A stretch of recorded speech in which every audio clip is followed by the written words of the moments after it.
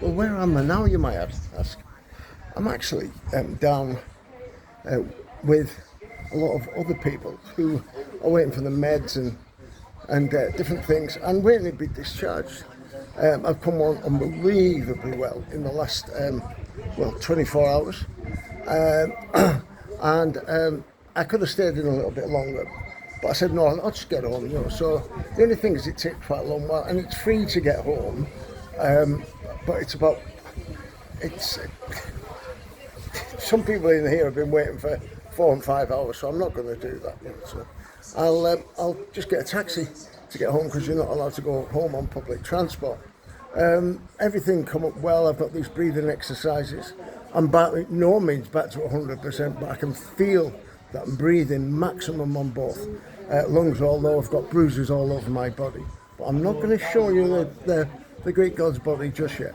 And and I know that it's a long recovery time, 6 weeks, 8 weeks, or whatever, and after that, that's the time to start living a normal everyday life. So, without further ado, let me give you an update on as to exactly what's happening now. I've been in touch with my lawyers and the powers that be. Apparently, this is what I'm told, so I just don't believe anything they say. Are wanting to work with me. Well, let's wait and see on that one. I would doubt that very, very much. They were so disappointed when that judge said, he didn't even say, I'm going to give you 12 months, pause, suspended. He said, I'm not going to give you a custodial sentence today, Miss Mickham. And you could see everything drained from the other side. He also said, I mean, I've said this before, I can't remember, I've been on that many drugs over the last few days, bloody hell. He congratulated the other side on the way they presented the case, and it must have taken a long time to do that. Thank you very much. And they were like, excuse me, I think what he was saying was, for God's sake, this cost a bloody fortune, right? Let's get it sorted out. What good's coming out of this? Because there's no winners here. There's only you at the losers. That's the way it is. Otherwise, that building just stays there for I'm not even allowed to go near it. Ooh, the blue's coming in the Greek god's eyes. A bit of red round the sides, but that's because I've actually been hallucinating on the drugs that I've been in. Anyway. It's looking. I've been drinking that much bloody coffee. All my bottom teeth have been stained. My bottom teeth have been stained and my back legs are going. So I'm looking forward to getting back and sorting stuff out. Whether I go tonight or tomorrow, I don't really know. That really works up. I would show you everybody, but some people don't like to be recorded.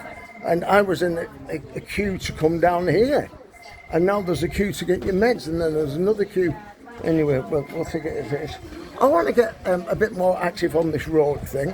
I've got a massive map of the way it's going to go, what it's going to look like, and whatever. And don't forget, I've paid for it.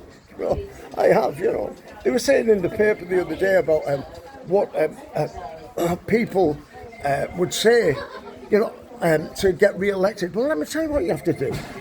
Now people realise it's not about voting for the man, it's about voting for the person in your area and exactly what they're going to do for you. And if they're not going to do anything for you, what's the point of voting for that person?